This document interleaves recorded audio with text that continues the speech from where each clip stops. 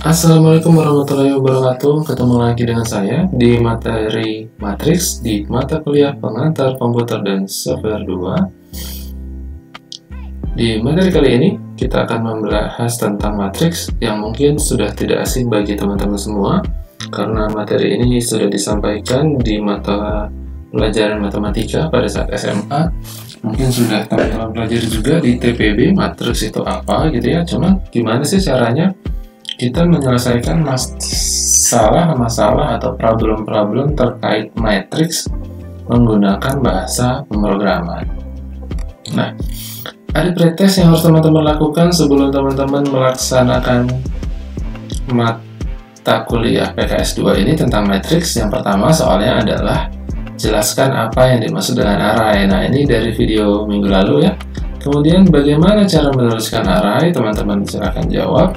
Yang ketiga adalah bagaimana mengakses sebuah array. Nah, kalau teman-teman belum bisa melaksanakan atau bisa menjawab pertanyaan-pertanyaan berikut, saya yakin sekali teman-teman akan kesulitan untuk mengikuti materi selanjutnya tentang matriks ini. Jadi teman-teman, saya harapkan bisa mengerjakan soal-soal ini. Seperti biasa, nanti akan saya berikan template PowerPoint-nya di Google Classroom. Silakan teman-teman download. Kemudian teman-teman kerjakan ini, tulis tangan, difoto, diupload seperti pekan-pekan sebelumnya. Tujuan kuliah kita hari ini yang pertama adalah teman-teman mahasiswa dapat memahami matriks dan representasinya sebagai array of array. Jadi matriks itu adalah matriks itu adalah kumpulan dari beberapa array, gitu ya. Jadi array ini adalah bagian dari matriks. Yang kedua, mahasiswa diharapkan dapat menggunakan notasi dan pendefinisian serta pengacuan matriks dengan benar. Jadi kalau teman-teman sudah bisa menggunakan array, harusnya juga teman-teman bisa dengan mudah membuat sebuah matriks menggunakan pemrograman C++. Tujuan yang ketiga adalah mahasiswa diharapkan dapat melakukan beberapa operasi dasar terkait matriks. Tujuan yang keempat, mahasiswa diharapkan dapat membuat program dengan menggunakan matriks. Definisi matriks, saya tidak akan bahas terlalu dalam. Matriks adalah sekumpulan informasi yang setiap individu elemennya terdefinisi berdasarkan dua buah indeks. Jadi kalau teman-teman kemarin belajar array, itu ada indeksnya, satu indeks saja. Kalau di matriks ukuran 2, matriks 2 gitu ya, 2 matriks itu indeksnya biasanya menggunakan 2 indeks.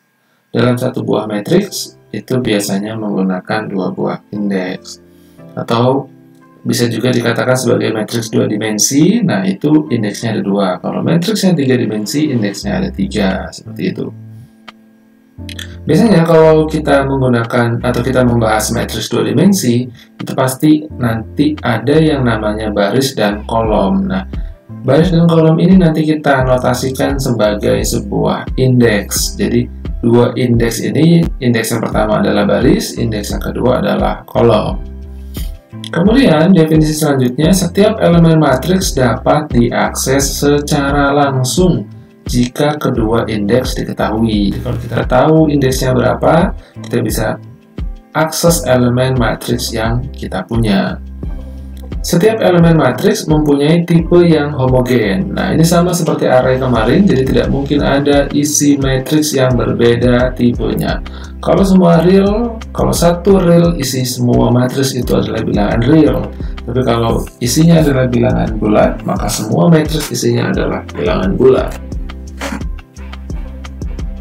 Kemudian yang selanjutnya, indeks baris dan kolom harus bertipe yang mempunyai keterurutan atau biasa disebut juga sebagai suksesor atau predesesor. Misalnya integer. Jadi biasanya sih memang indeks baris itu atau indeks baris dan kolom ini bertipe integer.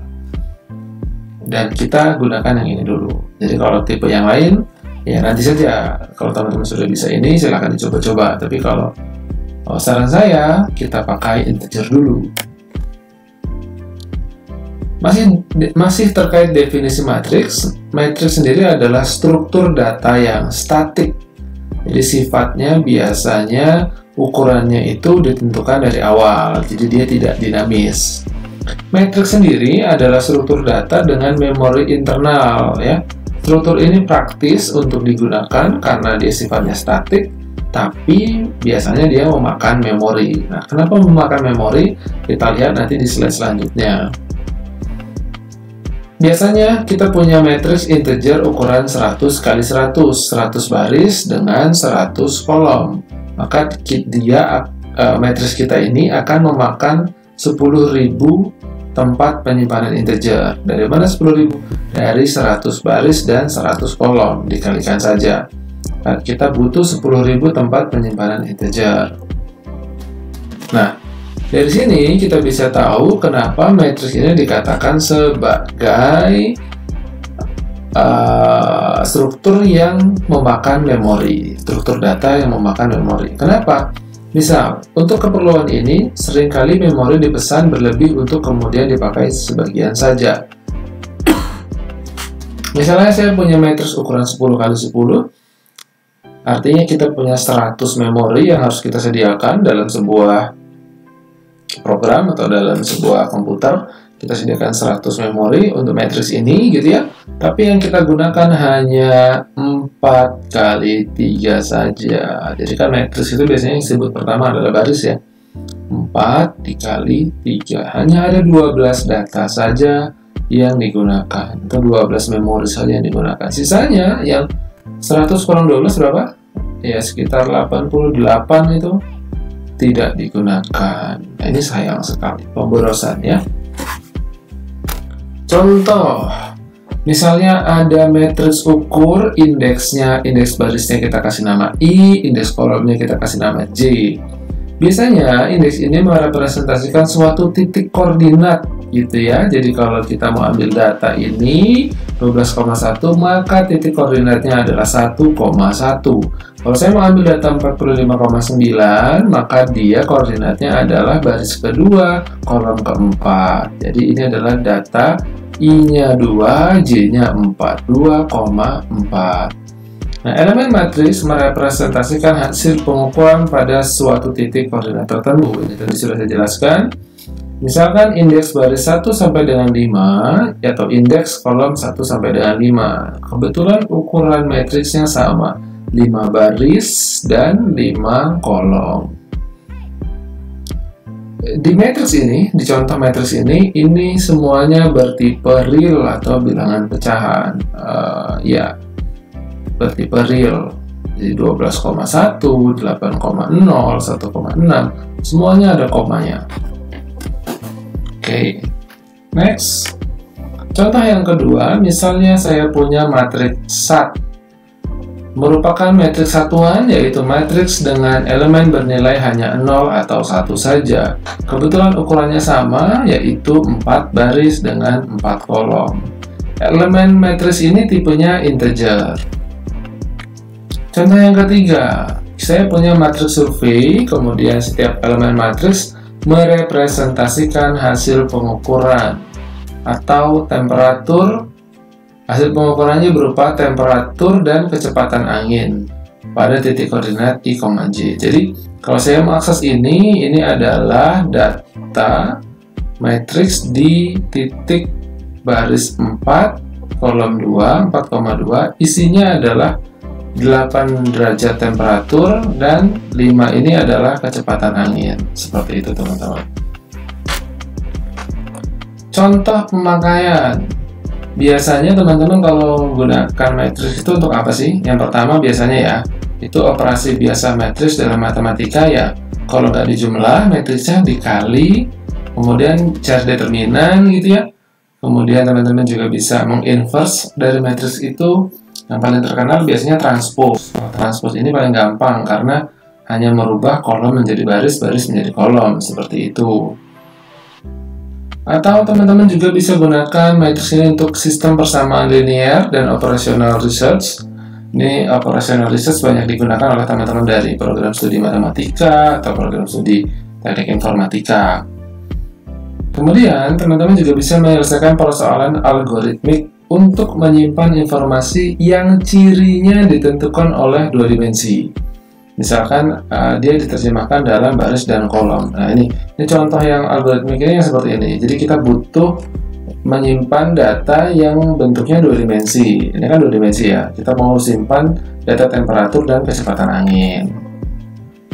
Contohnya, sel pada sebuah spreadsheet, kemudian ruangan gedung bertingkat, itu juga bagian dari matriks-matriks seperti itu. Implementasinya, nah ini nanti teman-teman kita akan melakukan di pemrograman C++. Nanti kita akan coba lakukan. Yang pertama, memori matriks diimplementasikan sebagai array 2 dimensi. Sudah saya bahas di depannya. Kemudian, suatu elemen matriks biasanya diakses dengan indeks baris dan kolom yang bertipe integer.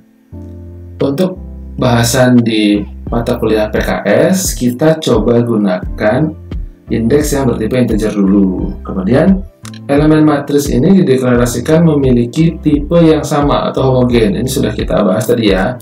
Dalam sebuah matriks itu isinya pasti homogen. Tidak mungkin di sini 8,5, kemudian di sini 9,8,6 gitu, nggak mungkin. Jadi semuanya sama, terdiri dari 2 bagian. Kalau di sini semuanya bertipe integer. Jadi tidak mungkin ada perbedaan isi dalam sebuah matriks. Cara deklarasinya, tipe elemennya apa, kemudian nama matriksnya apa, kemudian di sini ukuran matriksnya dimulai dari baris dikurung siku gitu ya. Kalau teman-teman bikin array kan cukup 1 kurung sikunya. Nah, kalau bikin matriks ada ukuran matriksnya diawali dari ukuran baris dikali dengan ukuran kolomnya. Nanti kita lihat ya. Contohnya nih, nah ini dia. Mari kita lihat. Contohnya kita bikin matriks satuan. Tipe datanya nanti, tipe isi matriksnya adalah integer, matriks satuan, kemudian ukurannya 10 baris dengan 10 kolom. Ya kan? Dijelasin di bawahnya adalah matriks bernama mas satuan ini, setiap elemennya bertipe integer, jadi bertipenya nanti bilangan bulat seperti ini. Boleh saja diisi 1010, boleh saja diisi 10 dan seterusnya. Yang penting dia adalah bilangan bulat, negatif juga boleh. Kemudian banyaknya baris adalah 10, yang ini ya, banyaknya baris. Ingat, bagian pertama ini adalah berapa jumlah barisnya, bagian yang kedua atau yang terakhir ini berapa jumlah kolomnya. Dengan alamat setiap elemen biasanya diakses menggunakan indeks. Ingat, karena ini indeks, sama seperti array harus dimulai dari 0 sampai dengan 9. Kok bisa Pak tahu dimulai dari 0 sampai dengan 9? Karena jumlah barisnya adalah 10. Ya. Kalau 10 otomatis dimulai dari 0, ya akhirnya 9. Nggak mungkin 10 ya. Gitu. Kalau 10 berarti dia jumlah barisnya adalah 11. Juga sama, karena ukurannya sama 10 dengan 10, maka kolomnya pun dimulai dari indeks 0 sampai 9. Cara mendeklarasikannya seperti ini, teman-teman. Kalau mau ngisi data matriks, boleh langsung, misalkan ini matriks tinggi ya, matriks tinggi yang 00 diisi 90, matriks tinggi yang 01 diisi 85, dan seterusnya. Lalu teman-teman juga bisa isi menggunakan cara yang kedua. Sebutin namanya, tipe datanya, kemudian nama matriksnya, ukurannya berapa, isinya langsung seperti ini. Ingat, 3 baris, 4 kolom. Gitu ya. Kemudian cara mengakses matriks ini masih sama juga dengan array. Jadi kalau teman-teman mau akses matriks yang di baris ke-4 dan kolom ke-0, maka harusnya munculnya berapa? Ya betul, harusnya tercetak 21. Tahu dari mana? Karena kita cout M1 ini nama matriksnya, matriks M1. Segini banyak ini, matriks M1 berukuran berapa ini? 4 kali 4, ya salah, ukurannya adalah 0, 1, 2, 3, 4, ini ada 5 baris dengan 5 kolom. Jadi ini ukuran matriks M1 adalah 5 kali 5, betul. Jadi kalau kita mau ambil sel ini, sel baris ke-4, kolom ke-0, ini maka yang kita cetak adalah cout M1, nama matriksnya, baris ke-4, kolom ke-0. Maka yang muncul adalah 21, betul. Kemudian kita juga bisa akses dengan cara seperti ini. Misalkan kita mau isi variabel X ya. Variabel X itu integer X adalah M100. M100 ini berapa? M100 ya adalah 1 dikali dengan M1 baris ketiga kolom ketiga. Baris ketiga kolom ketiga 19.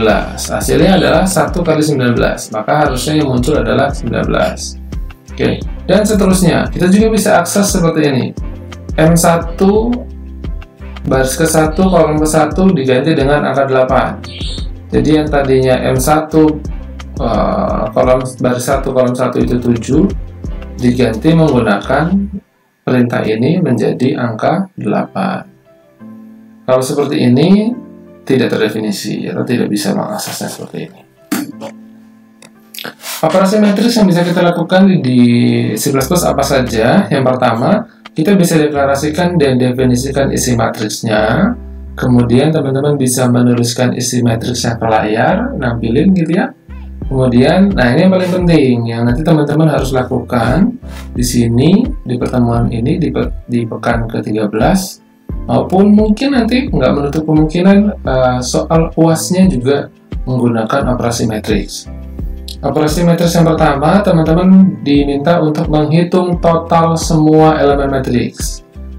Kemudian operasi yang kedua, teman-teman bisa mengalihkan isi matriks dengan sebuah konstanta. Teman-teman punya matriks, kemudian kalikan dengan sebuah konstanta. Hasilnya seperti apa? Harusnya kalau menggunakan hukum matriks itu ya semua elemennya dikali gitu ya. Kemudian teman-teman bisa melakukan transpose matriks atau perubahan dari baris ke kolom atau kolom ke baris. Yang terakhir, ini yang agak sulit ya, operasi dua matriks. Menambahkan dua matriks, ini syaratnya apa? Yang kedua adalah mengalihkan dua matriks. Kalau mengalihkan, seingat saya, yang penting barisnya sama, kita bisa lakukan perkalian. Kalau penjumlahan, harusnya bisa semua kah? Nanti kita lihat contohnya. Oke, sekian dulu materi tentang matriks. Sudah selesai Pak kuliahnya? Oh tentu belum, karena saya akan pisahkan materi teori dengan materi praktikum. Jadi di video selanjutnya teman-teman akan membahas langsung secara teknis gimana caranya mengcoding matriks menggunakan C++.